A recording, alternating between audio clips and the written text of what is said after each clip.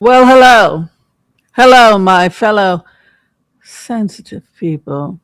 It is I, the Oracle of Whimsy, and I've decided to make a video that I'm calling What Could Possibly Go Wrong? Today I was reading the news, various different news captions, and I read that the president was rolling back requirements for the number of vaccines that children in the United States get. Less vaccines. What could go wrong? What could go wrong if Americans stop being vaccinated? What could go wrong if the American government stops paying to vaccinate its citizens? We would have to pay out of pocket for the vaccines. We would be denied entry to other countries, keeping us trapped in the United States, right? So we would see an increase in certain diseases, measles, mumps, rubella, polio, and Americans unable to travel outside the US because they would be barred because we don't meet vaccination requirements that are expected when you visit, developed countries, basically. So that's one thing that can go wrong, right?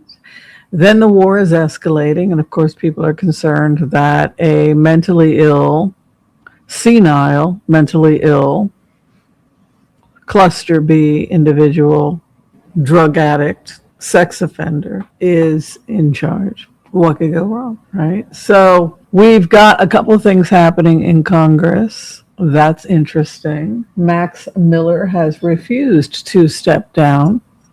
It's interesting. When we went into the energy of Max Miller, he was determined that he was going to duke it out.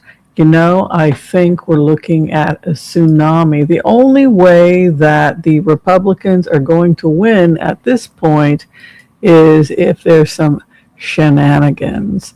All right, let's do the empath's prayer. Be sure and share, like, and subscribe. It really helps me as I move this channel towards 150,000 subscribers. Of course, we also want to give prayers to the people of Colombia who experienced the deadly earthquake. I think it was something like 7.3, 7.4. Yeah, so they are in our prayers.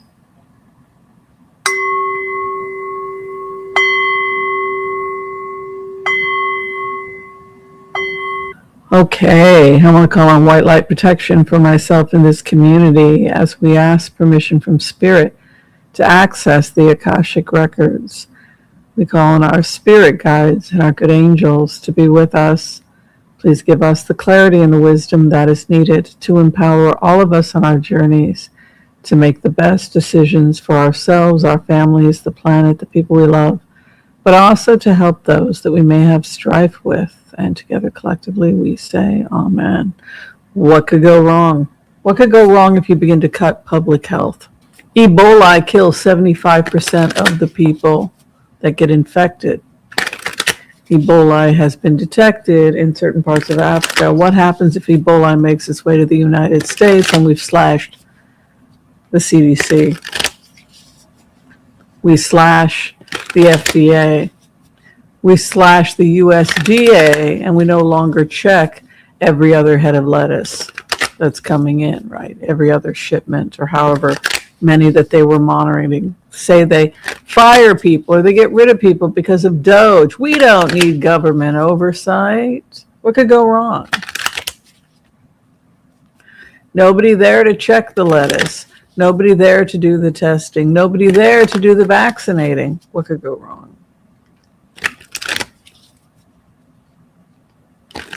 What's the problem when you have no guardrails, right? When anybody can get a nuke, right? What could go wrong? North Korea, right? The world is being held hostage by a lunatic who has access to nuclear weapons. So that's another example of what could go wrong when we don't have guardrails, right? Or when we think that we live in a vacuum, or we think that, well, we're just going to take care of America. We don't understand how trade routes work.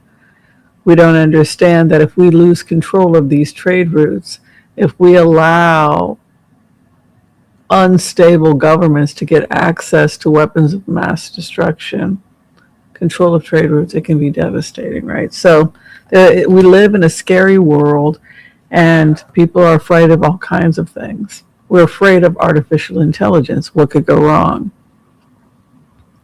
The conversation that we are having right now is being monitored, policed. Everything that's coming out of my mouth right now is being monitored and policed by artificial intelligence that monitors the transcript that is currently being collected by YouTube.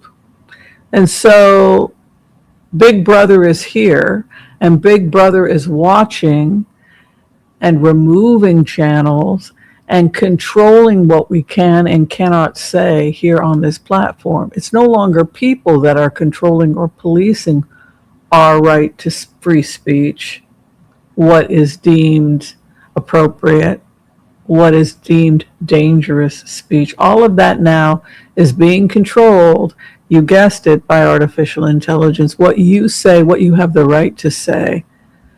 At what point will artificial intelligence have gone too far and the only thing we're able to produce is cat videos, because artificial intelligence is controlling our free speech and has decided that nothing that comes out of our mouth is appropriate or should be allowed in the public discourse. And this is the problem when we hand over free speech to artificial intelligence. All right, so the main thing that I thought I would come on and take a look at had to do with recent changes that were going on in terms of health and also policy. In the last couple of days, we see with Trump signing the order aimed at recommending childhood vaccines. I think I'd like to see what the American Pediatric Association has to say about this. But we do see this concerns about health. It's the same thing. It's another thing that we can be concerned of. We're concerned about AI taking jobs. We're concerned about AI controlling our voices. Now we're concerned about the fact that public health, we assumed they wouldn't take public health with Doji or whoever started slashing USDA, FDA. These guardrails are there to protect us from issues like pandemics. Like I said, if something more serious than COVID were to come into the United States, like E. coli, we would lose probably more than 25% of the population. When you take away guardrails, when you take away protections, we become a sitting duck. These agencies exist for a reason, and they're closely monitored, and they communicate their data with larger organizations like the World Health Organization, which monitors things like pandemics. And that communication, that relationship between the CDC, the World Health Organization, and similar organizations to the CDC, the British health system, etc., everyone collects their data, and then it is shared through organizations like the World Health Organization to prevent us from getting, an Ebola epidemic that could wipe us all out, right? So I am going to go ahead and predict that a series of events is going to happen that result in a number of exposures or defections from this administration, right? There is an issue here about health and health concerns, the health of the nation, because Archangel Raphael has to do with health and healing. And the karma card is kind of interesting, which is Empress, which has to do with abundance and wealth. And there is this idea of benign dominance theory, which if you're really trying to see what does benign dominance theory mean, spend a little time in Singapore. The people are compliant with the state. They do what the state asks them to do because they believe the state has their best interest at heart. In plainer words, you see less crime because the state cares about the people. You see less crime because the state takes care of the people, and because the people believe that the state genuinely cares about them, gives them health care, gives them the best education, gives them an opportunity to go to college, makes housing affordable. In plainer words, The state is strengthened by the health and the welfare of the people, and the welfare of the people is dependent on the state, and this creates loyal citizens. That is benign dominance theory. The state is able to dominate its people by giving them what they need in order to live happy, functional lives. So the people are compliant. Sure, we won't jaywalk in the middle of moving traffic because we understand that would be dangerous and it would hurt ourselves and possibly someone else. The issue that comes up here has to do with the fact that there's a real breach that started to happen in the United States where people no longer believe that the American government is concerned about the welfare of the people. So that contract, the sacred contract between the state and the citizen, has been broken. And now there is this growing rebellion where people are simultaneously asking themselves, how can we move closer to this model of benign dominance theory? This idea that the state must survive. We will do everything in our power to feed the state, right? This was democratic socialism of the kibbutz, right? The original concept of the kibbutz. Not to have a country, but to have a society in place where the worker is strengthened by the system, and then the system strengthens the worker, this symbiotic relationship. And I think that is more of what people are asking for and what you get a sense of when you go into this energy. This growing feeling that the state has become an enemy of the people and that the state is restricting, controlling, and taking away people's rights. And now it's using systems. Now the symbiotic relationship is not between human beings and the state, but between corporations and the state, often to the detriment of the rights and needs of the people. All right, so where we are at is overstrapped, trapped, right? That Eight of Swords can be a feeling of too much red tape. I love this deck, and I love that image of the red dress and how she's tied up in tape.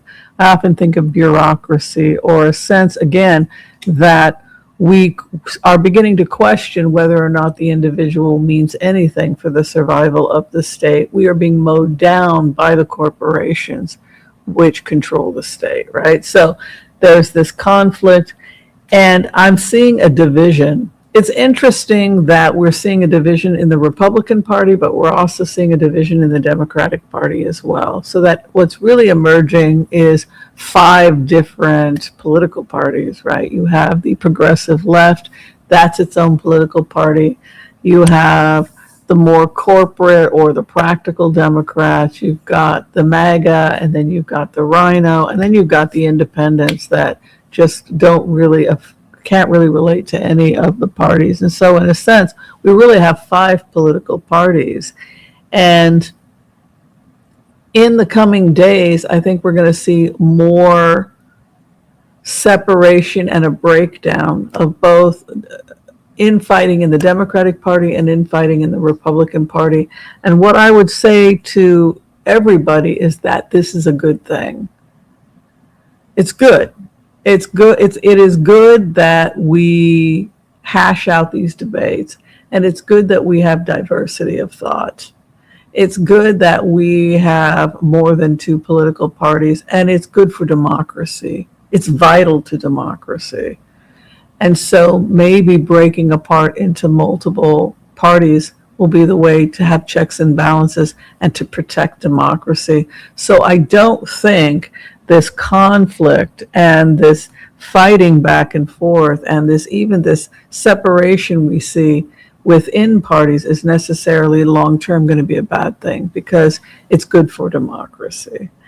The other thing I would say when you go into this energy is that some MAGA, or people that were attracted to America First, or this idea of what that was going to look like, healthcare for all, affordable housing, jobs, etc. This was the platform that Trump ran on. Those individuals could find themselves in states like Michigan going back to the Democratic Party, and we could see sweeping Democratic wins because people that saw themselves as independent voted for Trump because it was a pro-worker, it was a pro-jobs presidency, could wind up helping Michigan slide blue again because it's meeting those progressive needs.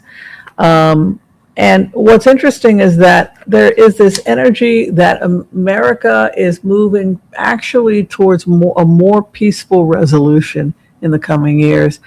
What's interesting is you see all this fighting now and this recognition that things need to change, but you also get this beautiful energy that this is really a good thing in a way, because we're all fighting to create our own individuality. And this is something that a healthy democracy should probably be doing after over 200 years, get past the two-party system. In fact, I would argue, based on these cards, when you've got over 300 million people you're trying to make happy, and you're a democracy of over 200 years, if you want to save the democracy and give it breathing room, they're talking about you got to open up and create this kind of diversity. Five of Wands is a wonderful card. It has to do with exchange of ideas, passionate debate, and not physical violence.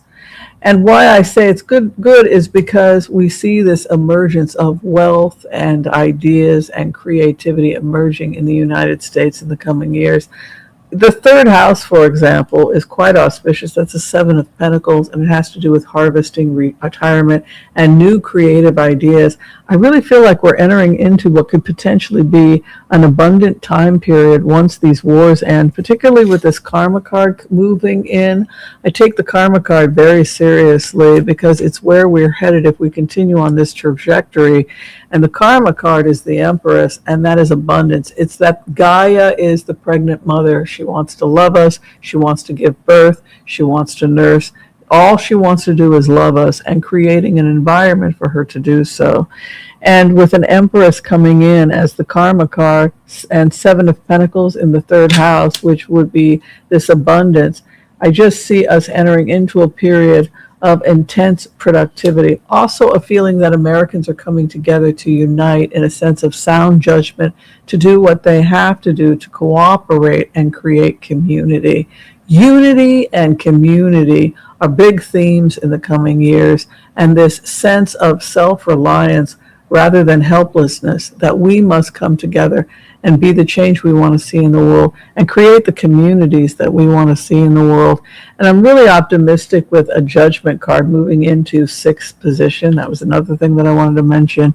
That's pretty positive as well. Showing a sound judgment moving in with a Six of Swords, it just tells me that we're moving off the roller coaster. I'll tell you what I think probably happened.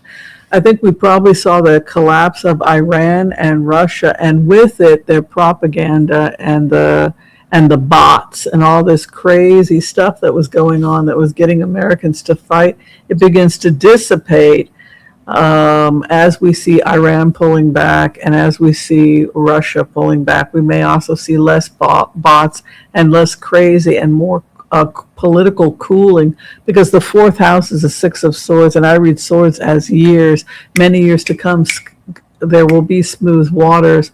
Also, we're coming out of our destiny in the fifth house, which is the Wheel of Fortune, and entering into sound judgment with a Judgment card straight up. What we're sitting in is a Ten of Swords. I think these were hard years for many Americans. A sense of betrayal. It goes back to that energy I was talking about, where many people feel like America is not on their side. America is on the side of corporations. And corporations can sometimes be viewed as psychopathic or even having psychopathic tendencies.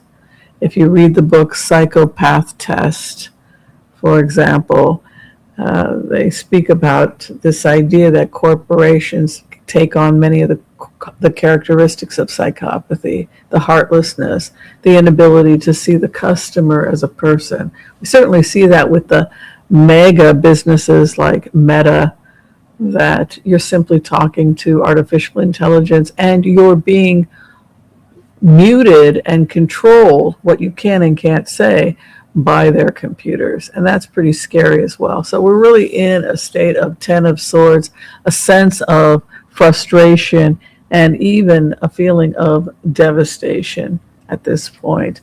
and a sense that we really must save ourselves, begin planting victory gardens, and begin working to care for one another, because we simply can no longer rely on the state. I love the seventh house moving in with an Ace of Cups, which is a desire to love and to accept things as they are, which is a really stoic attitude. Accept things as they are and move towards balance, move towards caring for yourself and others. A new beginning awaits the country with Archangel Uriel, the Page of Wands. He leads the way when we have a new path and a new road. We've talked about the new trade routes that are opening up in the Middle East, for example, the Abraham Accords, which will probably be an opportunity for unity to finally happen in the Middle East, because, again, it follows benign dominance theory and game theory, which is that if the needs of the people have been met, then the likelihood of civil disobedience is dramatically diminished. And with Page of Wands moving in, that is the kind of card you would get when you're talking about a new road. It's the Pilgrim's card, and it would indicate new pathways and new trade routes that are positive. There were bad actors, things that happened that maybe got us to be in this state. For example, the Opium War, with fentanyl precursors being produced in China and then being sent to Mexico, and then flooding the U.S. market in a kind of 21st century opium war. Also, China pouring millions into our education system, but also into our political systems, has people really, really worried. Foreign governments' influence. Top of the list is actually China. And the following outcome is, the good news is in the coming months, things are going to be balancing, and then the jobs market will improve again. For whatever reason, artificial intelligence becomes a problem. I don't know if there's just a huge backlash where people start cutting their subscriptions because they're getting fed up because they can't talk to a human being. But the final outcome is Page of Pentacles, and that is messages regarding work and employment.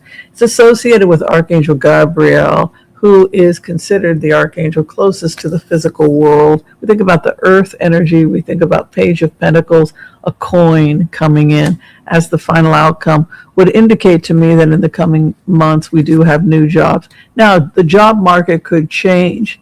People could be expected to take job training that includes AI. AI can be a lot of fun, and I think a lot of people might actually enjoy that. The other thing that they're saying is be careful about potential. There is a risk of terrorist attacks or some kind of event. Still, the tower is over us in the seventh house in the coming months. That has me a little bit worried, just because there's a lot of tension with Iran right now, and there are sleeper cells that people are concerned may have been activated. And you get that kind of impression here with that tower moving into the seventh house, that we may have concerns about that kind of event coming in the future. Final outcome, though, quite optimistic, is the Lovers with the Page of Pentacles indicates that there will be more work. It is the nature of human beings to work and to seek work, and work is necessary for human beings to continue to be happy. When a human being stops working, they become depressed. They feel that their life has no meaning. Human beings will find work to do. It's very important that humans also be a part of raising animals, families, and children. A robot is not a substitute for loving and feeding animals that may be living on farms, factory farms that no longer even have any humanity. Animals are simply seen as meat production, protein production, and not as living beings. Now they have their food being given to them, no desire to nurture them in any way emotionally. They're simply fed by robots. That kind of inclusion of AI in the future will not bode well for us. And with those types of cards, I think we could be seeing intense pushback. Yeah.